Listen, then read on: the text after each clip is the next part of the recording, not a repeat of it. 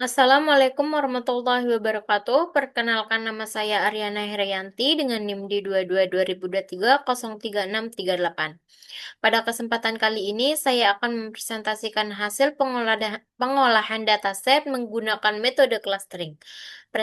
Presentasi ini akan membahas mulai dari proses persiapan data, penerapan metode clustering hingga interpretasi hasil yang diperoleh. Yang pertama, saya akan menjelaskan datasetnya dulu yang saya gunakan. Dataset ini berisi data klinis pasien dengan berbagai fitur seperti usia atau age, kondisi anemia, kadar keratin, diabetes, frekuensi injeksi jantung, tekanan darah tinggi, kemudian jumlah platelet, kadar serum keratin, kadar sodium, jenis kelamin, kebiasaan merokok, waktu observasi dalam hari atau time, dan status kematian pasien atau death event. Age, usia pasien dalam tahun, variabel ini penting karena risiko kesehatan terutama terkait jantung sering meningkat seiring bertambahnya usia. Kemudian, anemia 0 berarti tidak menderita diabetes dan 1 menderita diabetes. Kemudian untuk ejection fraction-nya nilai rendah dapat menunjukkan fungsi jantung yang buruk. Untuk high blood pressure-nya 0 berarti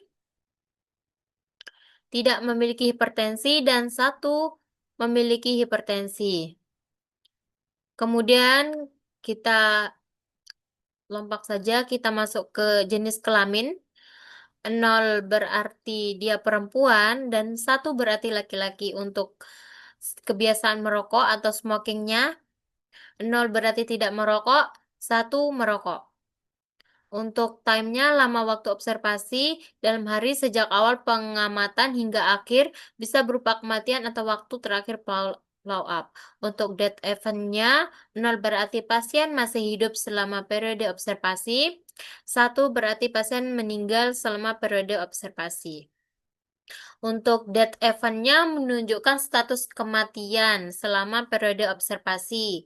Nilainya berupa pasien masih hidup selama 0 berarti pasien masih hidup selama masa observasi dan 1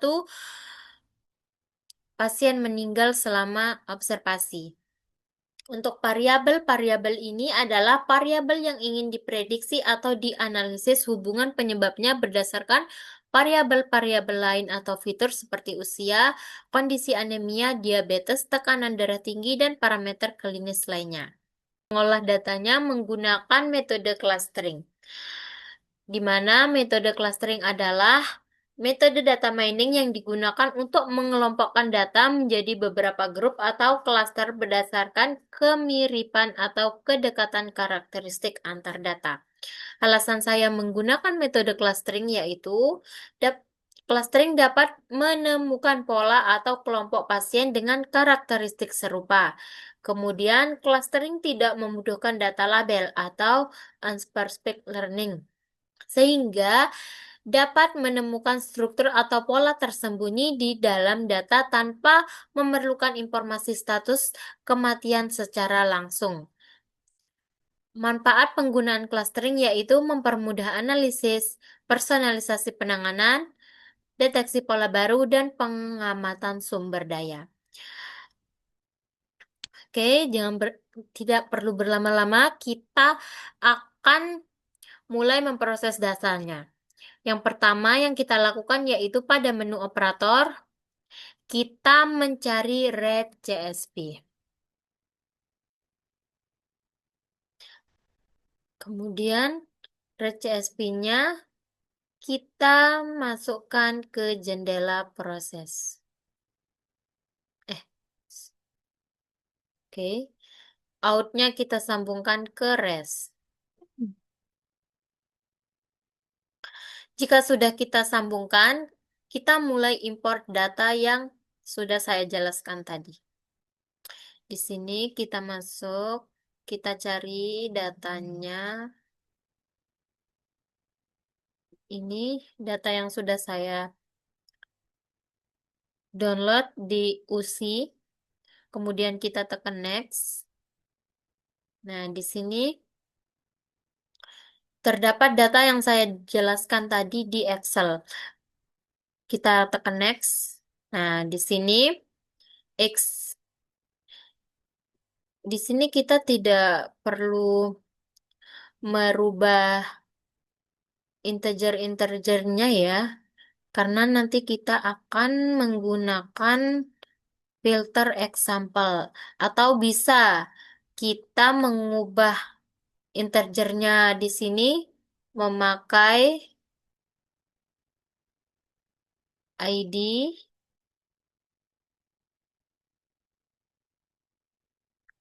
di sini menggunakan label. Di sini kita bisa merubahnya dengan label. Oke, jika menggunakan filter example, kita tidak perlu mengubah integernya menjadi ID dan di sini menjadi label, karena nanti kita akan memfilter lewat filter example. Oke, tapi nggak apa-apa, sama saja. Kita tekan finish. Kemudian setelah itu kita coba jalankan. Oke, data yang tadi sudah masuk ke Rapid Miner sudah bisa terbaca oleh Rapid Miner. Kemudian pada operator kita pilih set roll. Set rollnya kita tarik. Kemudian kita sambungkan. Oke. Sambungkan ke res. Pada menu parameter, kita bisa mengedit set additional roles-nya. Di sini atribut name yang kita pakai adalah tahun. Kemudian untuk target role-nya kita pilih ID. Kita apply. Oke, sudah. Coba kita jalankan. Oh, kita lupa merubah atribut name-nya. Kita pakai age. Kemudian coba kita jalankan. Oke, data-datanya sudah terbaca di sini. Setelah itu, pada menu operator, kita memilih filter example. Filter example. Oke, filter example-nya kita tarik. Kita sambungkan. Coba kita sambungkan. Oke, jika sudah tersambung, di sini kita bisa memfilter. Di sini karena kita sudah memfilternya di bagian data import data tadi, di sini kita tidak perlu. Cuman kita bisa menuliskan jenis tahun, ukuran tahun yang kita pakai. Di sini saya akan tetap menggunakan sama dengan, di sini saya memasukkan jumlah tahun yang akan saya teliti, yang akan saya analisis, yaitu kita pakai 50 saja. Kemudian kita tekan OK. Coba kita jalankan. Oke, di sini tahunnya berubah ya, teman-teman. Di sini cuman menampilkan usia 50 tahun. Kemudian setelah itu pada menu operator kita memilih select attribute. Nanti setelah ini saya akan menjelaskan fungsi dari masing-masing operator yang kita gunakan. Kita sambungkan saja dulu. Ini sudah tersambung, oke sudah.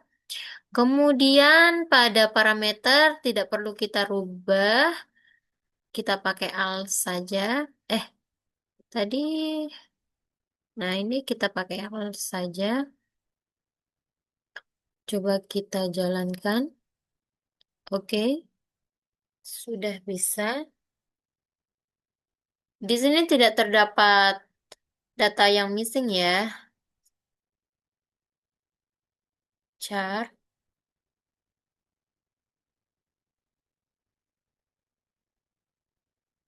Ini bisa kita pakai mana saja, terserah.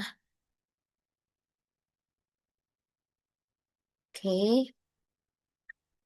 Setelah itu kita mencari normalize pada menu operator.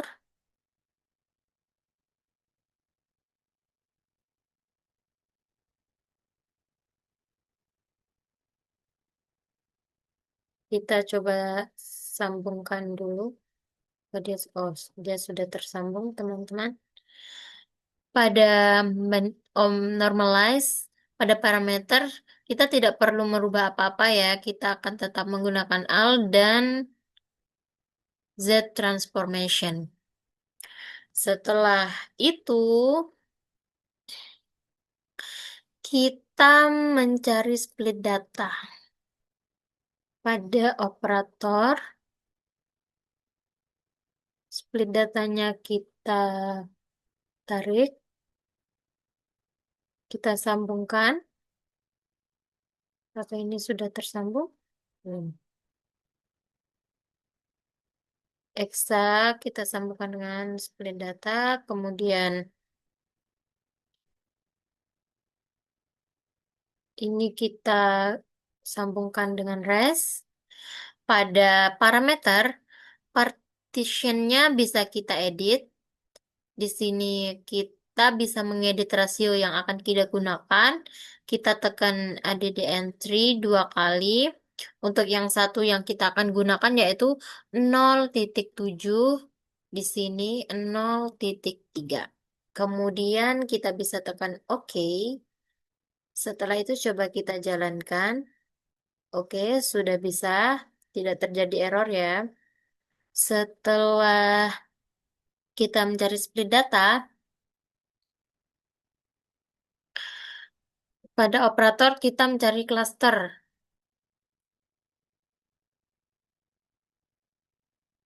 Ini clusternya kita memakai comments. Comments-nya kita tarik.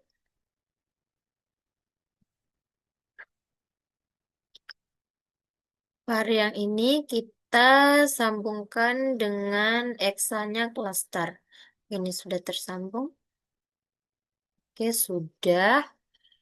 Setelah kita mencari cluster, di operator kita mencari cluster model visualizer. Kemudian clue kita sambungkan dengan mode. Ini sepertinya belum tersambung.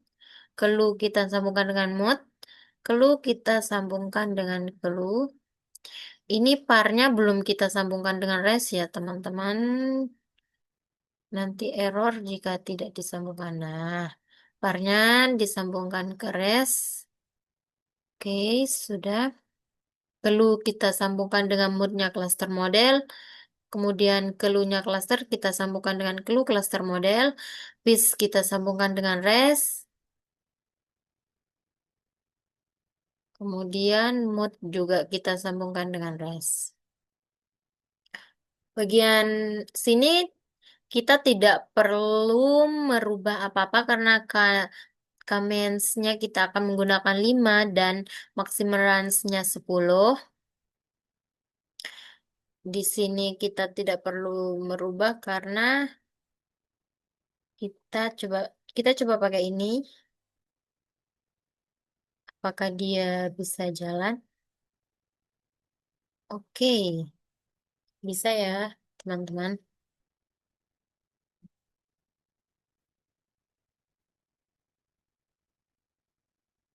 di mana di sini klaster modelnya klaster 0 terdapat 3 items, klaster 1 2 items, klaster 2 3 items, klaster 3 7 item, klaster 4 4 items, dan total number of itemnya 13.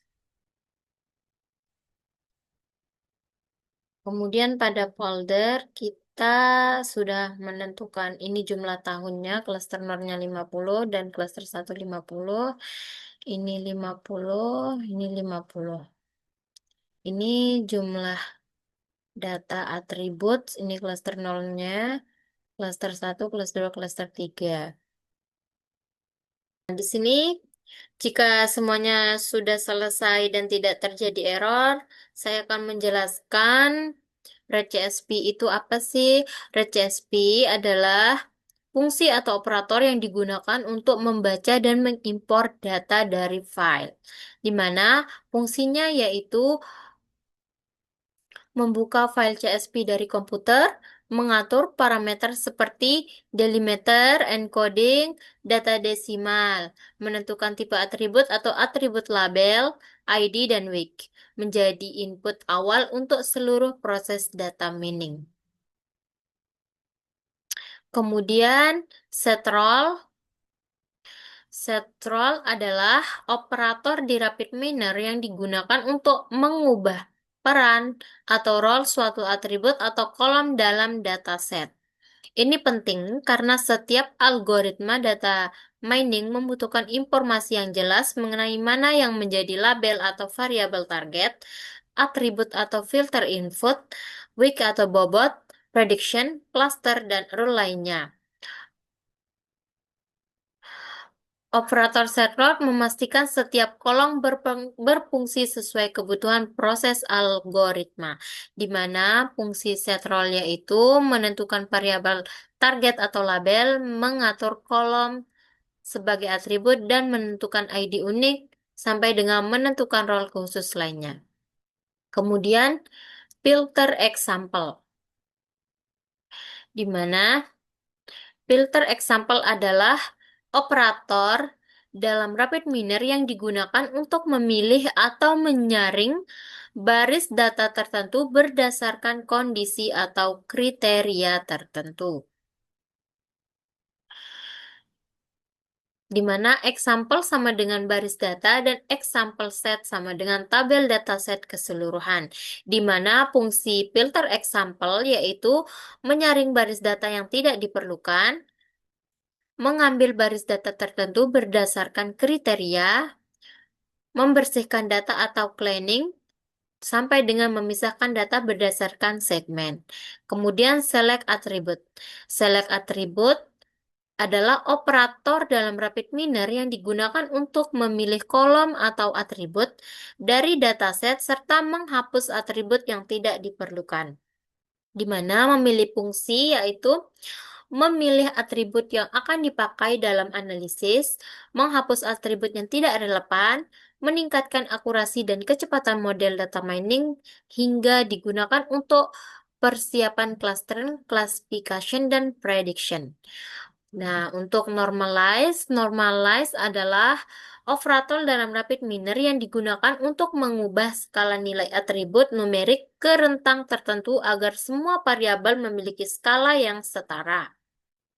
Di mana normalize ini memiliki fungsi yaitu menyamakan skala antar variabel, menghindari dominasi atribut tertentu, meningkatkan akurasi model cluster, classification, dan prediction, hingga mencapai konvergensi algoritma.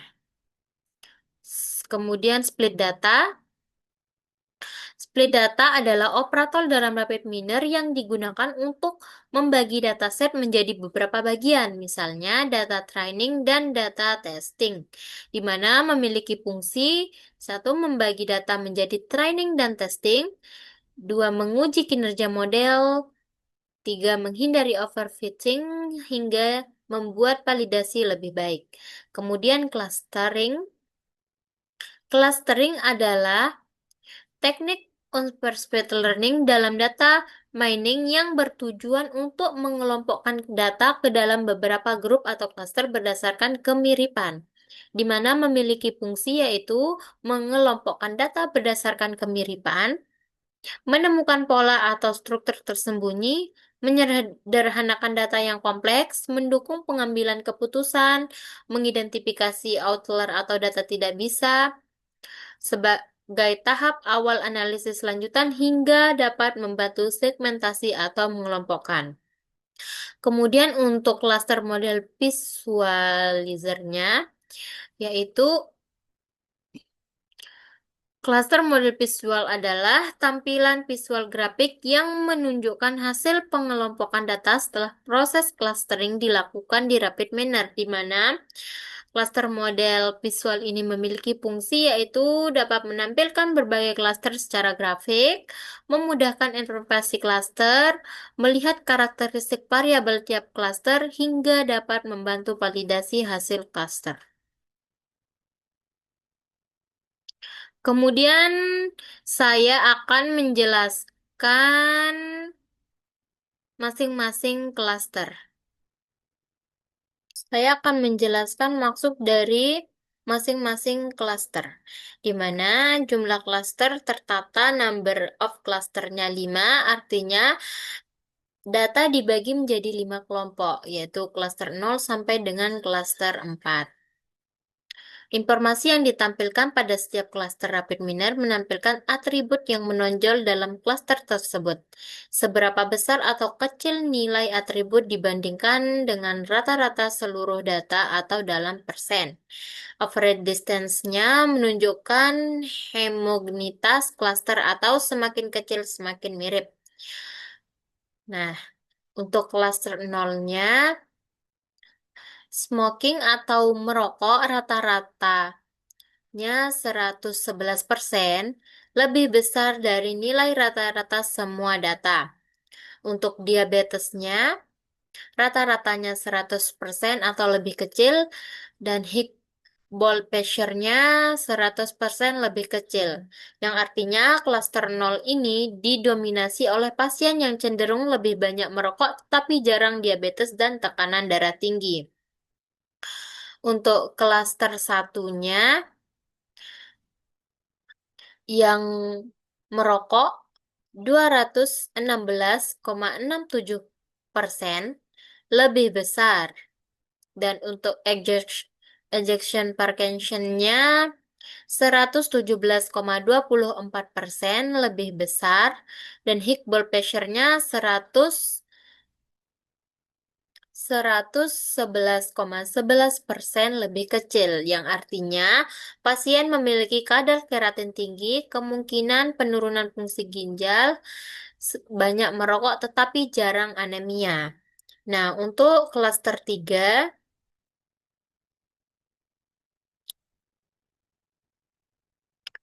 untuk klaster 3-nya, yang merokok 100%, diabetes 90% lebih besar, anemianya 80,95 lebih besar, yang artinya kelompok ini berisi pasien yang tidak merokok namun lebih banyak diabetes dan anemia. Untuk klaster 4-nya, keratinnya 130,53% lebih besar, dan untuk high blood pressure-nya 111,11% lebih besar, dan untuk diabetesnya 100%. Kemungkinan nilainya kecil, yang artinya klaster ini didominasi pasien dengan enzim CFK sangat tinggi, sering hipertensi, sedikit diabetes. Fungsi grafik ini yaitu melihat karakteristik setiap kelompok pasien, mengetahui atribut kesehatan yang paling menonjol, memahami pola untuk kebutuhan analisis lanjutan, misalnya resiko penyakit atau pemetaan karakteristik pasien. Sekian penjelasan dari saya, semoga dapat dipahami dan bisa bermanfaat. Sekian, wabillahi taufiq wal hidayah. Assalamualaikum warahmatullahi wabarakatuh.